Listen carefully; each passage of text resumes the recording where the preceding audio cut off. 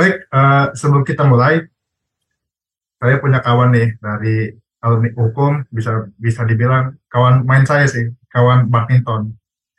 Nah, iya, kawan badminton sering main dulu. Sekarang dia udah di Jakarta, kerja di sana. Boleh kenalan dulu sebelum kita mulai?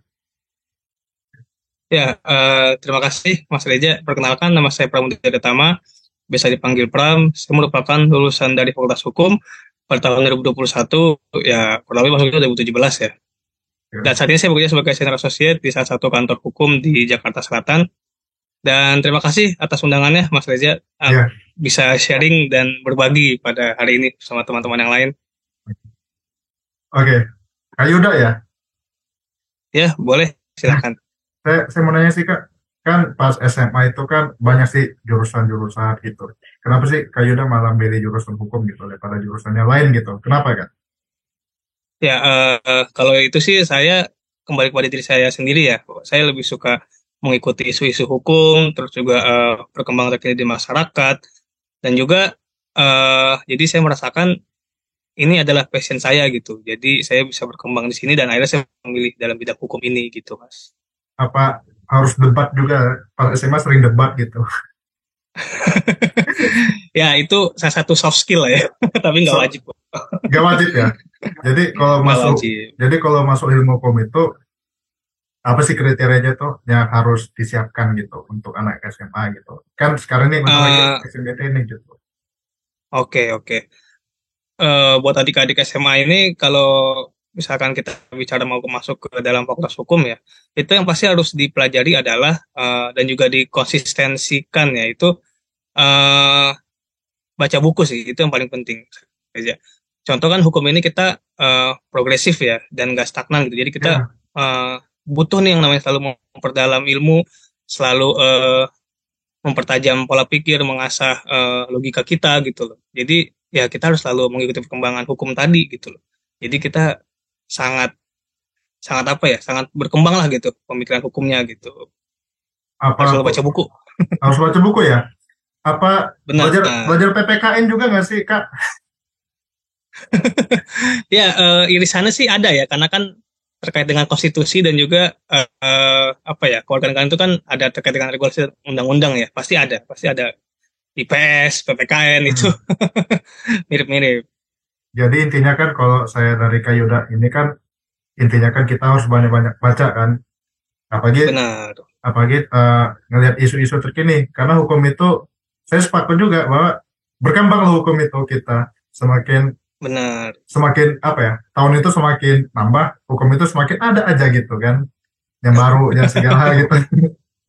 Oke, mantap sekali Kak Yuda ya.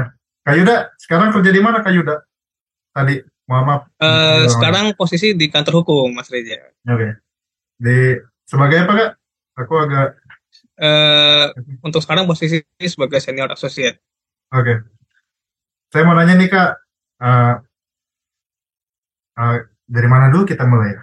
Sebenarnya lulusan hukum itu bisa kemana aja sih Kak? Selain saya nih, saya kan desain grafis ya, agak agak ini, agak jauh ngelempel nih. Coba Kak Yuda yang benar-benar linear gitu ke hukum. Ya, kalau kita bicara lulusan hukum itu kan sangat luas dan sangat dinamis ya, Mas Reza Ya, ya. ya. Contohnya, kita bisa berprofesi sebagai aparat penegak hukum, selanjutnya juga seperti saya sekarang ini sebagai associate di kantor hukum juga bisa gitu kan. Hmm. Dan juga ada juga posisi-posisi seperti pengajar ya, seperti dosen dan juga eh, kalau kita lihat di perusahaan itu contoh seperti legal perusahaan ya. Dan Hmm. juga ada beberapa posisi dalam bidang human resources ya, HR itu juga Oh, beberapa hal itu juga sangat apa ya, sangat membutuhkan dalam bidang hukum gitu loh. Ya. hmm. Dan juga kalau mau bidang yang sangat nggak hukum nih gitu ya, banyak contoh seperti Mas Eja sendiri dalam bidang desain grafis dan juga berwirausaha ya, itu juga Ya. salah satu pilihan yang menarik tuh. Soalnya saya lebih ke sana sih, cuma saya elaborasikan dengan hukumnya juga ada gitu. Nah, mantap. Mantap. Oke, Kak Yuda kan tadi senior associate sih. Coba sih Kak, secara umum aja sih, ngapain aja di itu, umumnya aja gitu. Hmm, sebagai senior associate, saya biasanya sih bekerja hukum itu terkait dengan kepatuhan ya atau Hmm, compliance dari perusahaan ya sebagai korporat dan komersil di bidang saya itu biasanya kita eh, akan lebih menjurus kepada legalitas perusahaan sih, Mas Reja. hmm, oke. Kita Tentang kita memastikan bahwa sesuai regulasi nih gitu. Kurang misal lebihnya gitu secara umum ya. misal ada perusahaan nih, dia perlu perizinan, itu diperiksa dulu ya Kak Yuda. Maksudnya kayak gitu bukan? Benar, benar Oh, kita bisa memeriksa, kita bisa membantu juga memberikan nasihat-nasihat hukum ya konsultasi. Itu juga bisa seperti itu gitu. oke oke. Ini kan kalau nyampe nyampe posisi ini kan sebenarnya kan ada step-stepnya sih Kak gitu. Pasti ada langkah-langkahnya gitu. Coba Kak, coba Kak Yuda kasih tipsnya dong gitu. Gimana sih cara bangun karir di sampai sekarang gitu. Terutama untuk fresh graduate nih yang baru lulus dia bingung nih, terutama orang hukum gitu, lulusan hukum gitu. Ah, bingung nih mau kemana gitu. Mungkin langkah awalnya itu seperti apa gitu. Ya, kalau tips and triknya sih ya secara personal experience saya sendiri ya, Hmm. itu kita perlu, seperti tadi saya bilang di awal, kita harus selalu baca buku, kita harus selalu mempertajam pola pikir dan sebagainya, eh, karena hukum itu progresif ya kembali lagi. Hmm. Dan juga yang pasti kita harus konsisten, kita harus istiqomah bahwa apa yang kita pelajari, apa yang kita kerjakan itu merupakan hal yang beriringan dan selalu kita upgrade setiap waktu gitu. Jadi nggak ada tuh yang namanya kita apa ya seperti mungkin nggak beriringan atau nggak ada korelasinya itu ya sama aja bohong gitu kita belajar kayak gitu. Jadi yang pasti kita harus konsisten dalam mempelajari, dalam bekerja dan yang pasti sebisa mungkin karena ini bidang kita ya kita harus mencintai pekerjaan kita gitu. Kita harus merasa oh Oke, ini adalah passion kita gitu. Jadi kita merasa pekerjaan ini tuh melekat kepada kita dan kita dapat ilmu dari sini gitu loh. Gitu sih oke. paling Mas Reja. Kayak udah aku mau nanya tentang passion sih Kak nih. Soalnya kan banyak ya, terutama mahasiswa-mahasiswa nih udah di tengah semester nih, tengah apa ya? Udah mau lulus gitu. Saya juga pernah ngalamin Hmm. itu. Yang dimana, oh bosen sih hukum, saya ada rencana pengen entah kemana gitu. Saya nggak mau dihukum, nggak mau kerja di hukum gitu. Pertanyaan saya gini Kak Yuda, bagaimana sih agar kita itu bisa passion lah sama hukum itu bisa selinier gitu? Kan ada caranya gitu. Nah, kalau gitu sih kembali lagi kepada masing-masing ya. Kita bidang minatnya itu di bidang hukum apa gitu kan. Hukum itu Hmm, banyak sih, ada pidana, perdata, administrasi dan sebagainya. Itu juga perlu kita pelajari tuh kita mau milih yang mana gitu. Jadi semakin kita mendalami, semakin kita tahu dalamnya, mungkin kita akan merasa oh kita seretnya di sini nih gitu loh. Kita nyamannya di sini gitu. Jadi kan kita akan lebih ikhlas mengerjakannya dan juga akan menemukan hal-hal baru dan kita senang gitu loh untuk mengerjakan itu gitu loh Mas Rizya. hmm, hmm. Oke, jadi apa ya? Sesuai minat kita itu ya Kak Yuda ya. Berarti kayak gitu ya. Benar, Oke. benar. Setiap hal itu pasti ada bosannya lah gitu. Tapi ya balik lagi kita harus punya kemauan kuat dan juga tekad buat memperdalam itu gitu. Oke. Kak Yuda ini apa? Perdata, pidana, apa AM gitu? Administrasi Kalau negara. saya perdata, kalau saya perdata, Oke. Jadi ada kaitannya dong ya sama perusahaan gitu ya. Yang Kak Yuda. benar, sangat terkait sekali. Nih Kak Yuda, aku mau nanya nih, terutama biasa ke mahasiswa-mahasiswa nih. Kan ada nih yang udah telanjur saya mau masuk pidana gitu. Tapi pas saya lulus nanti saya ingin bekerja sebagai legal staff gitu. Sama di perusahaan. Nah, kan kalau legal staff di perusahaan itu kan sangat sekali identik dengan perdata gitu. Itu kira-kira nggak apa nggak apa-apa apa gimana gitu. Boleh-boleh aja apa gimana gitu Kak Yuda. Kalau menurut saya sih boleh-boleh aja ya. Cuman ini hanya saja yang perlu digarisbawahi karena tadi lulusannya pidana Hmm, untuk biasanya kan kalau perusahaan itu kan banyak kan kaitannya dengan perdata ya. iya. Itu jadi dia harus memperdalam kembali lah ilmu perdatanya gitu loh agar apa yang dia miliki itu bisa tergunakan juga gitu dalam pekerjaan gitu. Oke oke. Gitu. Iya iya. Sama ini lagi Kak, ada yang menanya nih. Hmm, Hmm, kira-kira tadi kan saya masih apa ya? Ada yang kurang gitu Kak.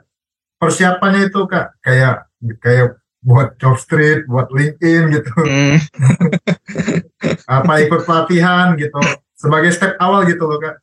Ah, Gimana? hmm. Kalau menurut saya sih yang pasti tuh kita juga harus selalu ikut seminar-seminar ya, mengupgrade pengetahuan ya. Itu juga sebagai salah satu contoh dari konsistensi dalam memperdalam ilmu hukum dan juga mengasah pola pikir dan sebagainya tadi di awal.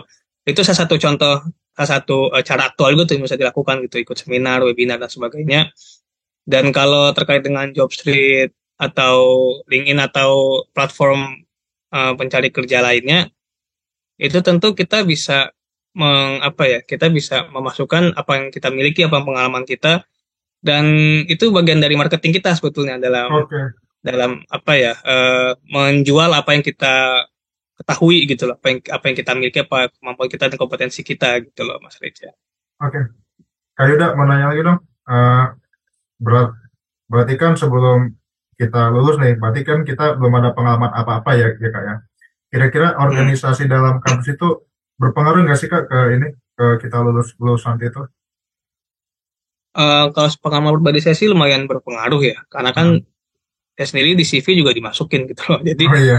hal itu cukup berpengaruh, tapi tentu tidak juga mengesampingkan kayak pengalaman magang dan juga Hmm. apa sorry sorry apa IP ya, IP kumlot dan sebagainya itu juga tidak kita kesampingkan juga gitu. Jadi semua ada proporsi masing-masingnya lah gitu yang saling sama gitu. Jadi ya ada baiknya dibuat balance gitu. Oke, berarti saling berkaitan ya Kak Yuda ya, antara pengalaman Benar.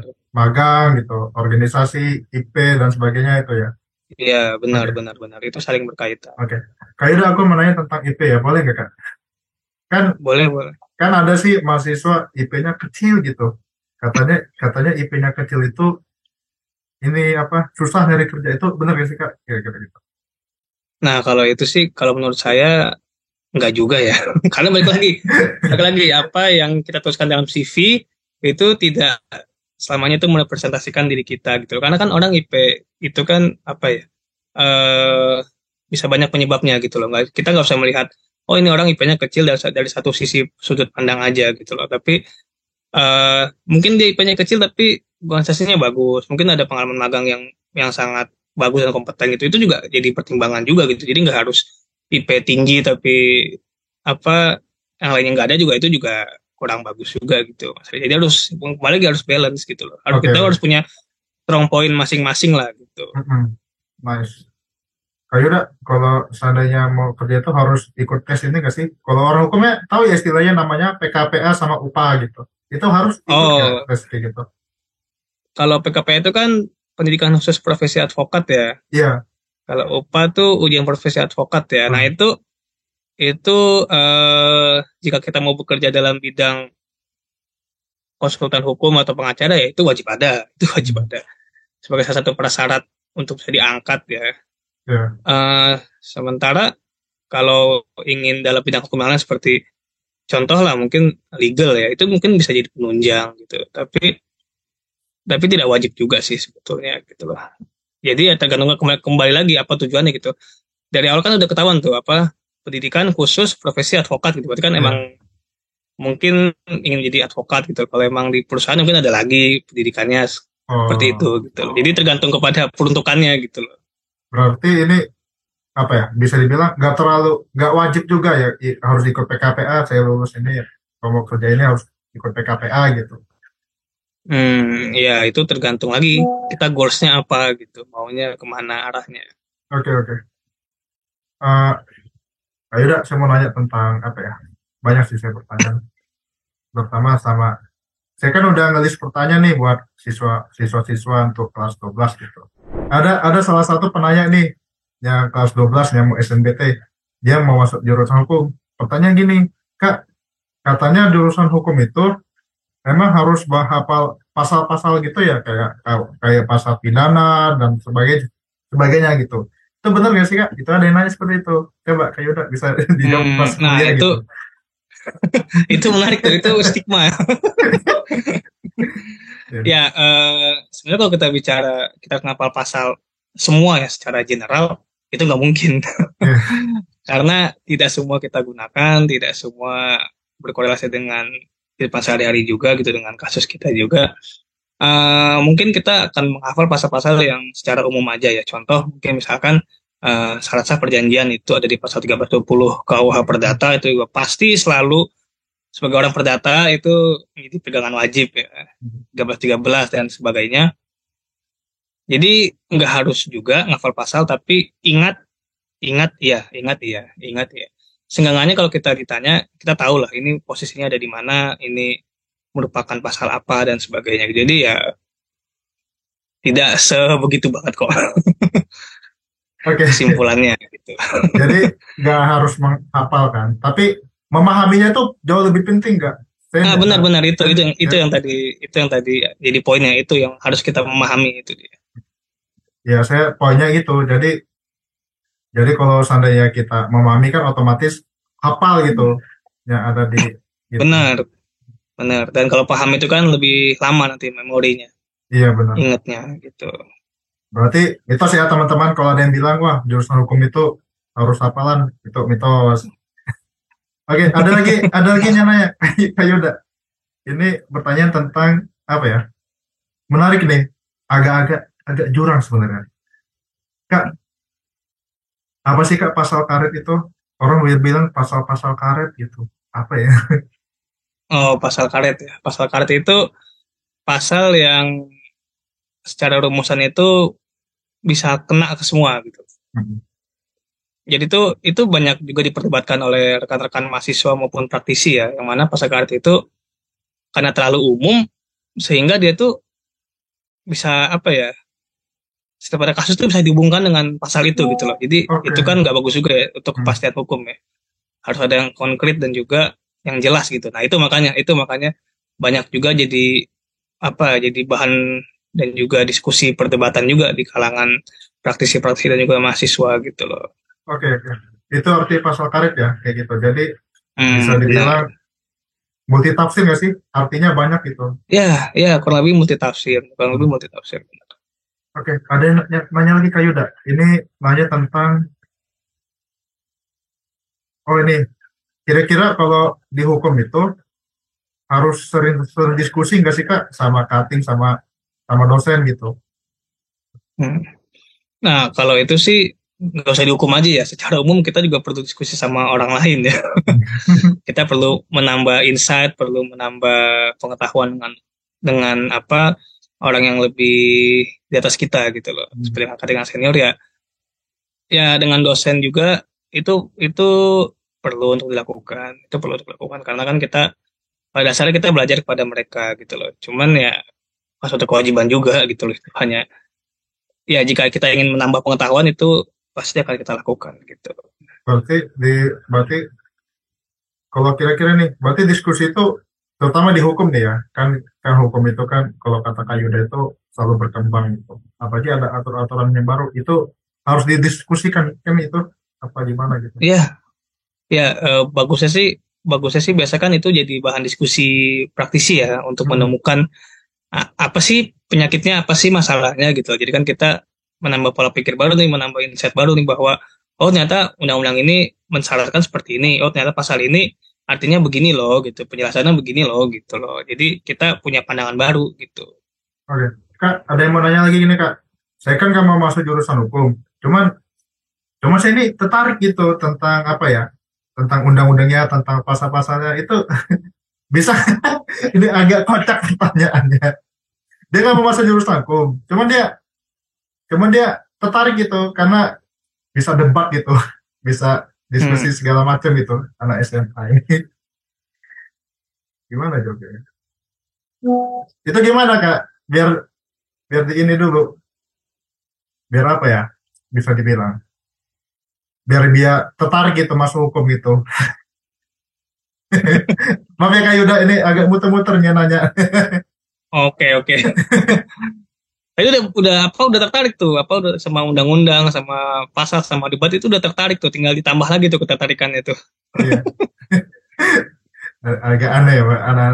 Maaf ya, maaf Kak Yuda. Siap. Oke, ini ada yang nanya lagi tentang karir nih, yang fresh graduate ini biasanya. Kak, Emangnya kalau kalau seandainya kita dihukum itu harus tes TOEFL nggak sih Kak? Gitu. Ada nanya kayak gitu Kak. Oh, tes TOEFL ya. Mm-mm. Sebenarnya sih bukan masalah TOEFL-nya ya, tapi lebih ke pengetahuan bahasa Inggris ya. Mm-mm. Karena kan hukum itu kan kita terkadang ada kasus yang tidak hanya dalam negeri, tapi ada kaitannya juga dengan borderline ya, dengan batas negara, dengan luar negeri juga ada gitu loh, dengan entitas yang di luar negeri. Itu kan pasti kita menggunakan bahasa Inggris ya Mm. kadang. Nah itu juga perlu kita pelajari juga gitu loh. Kalau di kita itu biasanya ada namanya bahasa Inggris legal. Nah itu eh, sedikit banyak cukup berbeda juga dengan bahasa Inggris pada umumnya gitu loh. Ada istilah-istilah yang cukup lain lah gitu. Oke, Jadi itu saya kira juga sebagai penunjang pekerjaan hukum itu juga perlu dilakukan gitu loh, bahasa Inggris. oke. Kak Yuda, terkait dengan bahasa Inggris nih Kak. Kira-kira Kak Hmm. Yuda pernah nggak sih ngurusin berkas berkas perusahaan nih, tapi bahasanya bahasa Inggris gitu? Oh pernah pernah pernah. Oke, coba Kak pengalamannya gimana? Secara umum aja gitu. Rasanya gimana gitu? Oh, nah kalau itu kita harus memperdalam dan mempertajam bahasa Inggris kita dan juga ada baiknya sih kita memiliki tim ya, tim yang Hmm. ketika kita sudah stagnan, kita stuck, ya kita punya tim yang bisa membantu dan juga memberi masukan juga gitu kepada kita. Jadi nggak ada peluang miss atau salahnya gitu loh. Lebih kecil lah kurang lebih Hmm. persentasenya gitu. Oh, jadi di legal itu nyekerja bukan satu orang aja ya Kak ya? Waduh bukan. Itu per tim ya Kak ya? Ya biasanya ya ini kembali lagi kepada apa ya load kerjaan dan juga kebijakan masing-masing Ya. perusahaan atau kantor ya. Ya kalau menurut saya sih bagusnya sih ada tim ya, bagusnya. Ya. Ya. Jadi bisa di ini ya, dibagi ya porsi kerjanya masing-masing ya. Benar, benar, benar, benar. Itu Oke, penting itu. Kak Yuda ada nanya lagi Kak. Ya Legal gimana? legal drafter itu ngapain sih Kak gitu? Ini ada yang nanya ya, benar. Legal drafter itu Hmm, ngapain Kak gitu? drafter itu legal drafter itu dia biasanya lebih ke ini apa drafter menyusun Gitu. mungkin menyusun dokumen-dokumen legal mungkin seperti pada umumnya sih kok pada umumnya kontrak ya kontrak perjanjian tentang apa itu biasanya legal drafter itu Oke. juga cukup diperhitungkan ke posisi itu. Ah, berarti kan Kak Yuda sendiri kan nyusun-nyusun berkas juga kan Hmm. senior associate gitu. Perbedaannya apa Kak kira-kira sama legal drafter gitu? Kayaknya hampir sama artinya gitu. Kurang lebih sama cuman kalau legal drafter itu dia punya kompetensi yang lebih tinggi Hmm. punya kemampuan yang lebih komprehensif dan juga eh dia punya apa ya dia punya kemampuan yang di atas kita gitu dia punya kemampuan yang khusus dalam bidang drafting gitu loh Oke, oke. jadi sangat dibutuhkan gitu. Ada lagi nanya Kak Yuda. Kak, Hmm. kira-kira orang yang kerja di bidang legal itu, kalau seandainya perusahaannya itu ada kasus, kira-kira bisa jadi pengacara nggak gitu? Iya benar, ada namanya kayak gitu serius. Oh, oke oke. Nah kalau itu kembali lagi ke individu yang jadi legalnya itu dia udah punya apa dia punya ini enggak sertifikat PKP dan UPAL nggak dia punya Oh, kartu tanda pengacara nggak gitu loh hmm. itu kembali lagi jadi gitu ke orangnya gitu. Closing statement gitu untuk teman-teman yang mau masuk jurusan hukum, yang mau lulus ilmu hukum gitu. Closing statement. Ya untuk rekan-rekan mungkin yang masih di Fakultas Hukum atau adik-adik yang mau masuk Fakultas Hukum eh kuatkan tekad niat dan juga selalu rajin membaca rajin mencari tahu rajin mengikuti kegiatan-kegiatan yang bermanfaat dalam bidang hukum mungkin seperti webinar seminar dan sebagainya karena kembali lagi seperti yang saya bilang di awal hukum itu progresif tidak stagnan jadi kita harus selalu menambah pengetahuan kita harus selalu meningkatkan pola pikir kita mengasah logika dan sebagainya dan harus saya akui membaca itu sangat penting dalam bidang hukum jadi pesan saya tetap semangat rajin membaca dan juga perdalam pengetahuan dalam bidang hukum begitu. Oke, Begitu Mas Reja. luar biasa dari Kak Yuda ya sebagai kerja di bidang legal sudah cukup hebat juga seperti ini. Oke, terima kasih teman-teman telah mendengarkan podcast ini. Semoga bermanfaat bagi teman-teman. Sampai jumpa. Sudah.